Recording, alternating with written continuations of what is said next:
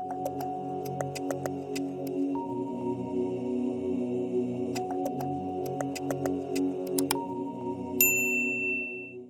guys, welcome back. நீங்கள் பார்த்துட்டு இருக்கிறது ஷோன்ஸ் வேர்ல்ட்.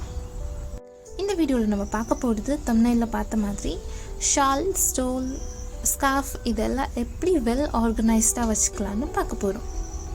இந்த ஹோல்டரை நான் ஆன்லைனில் செக் பண்ணி பார்த்தப்போ எல்லாமே ஆல்மோஸ்ட் 200 above. சிம்பிள் திங் வச்சு இதை நம்ம வீட்டிலே பண்ணிடலாம். அதுக்காக தான் இந்த வீடியோவை ஃபுல்லாக பாருங்கள்.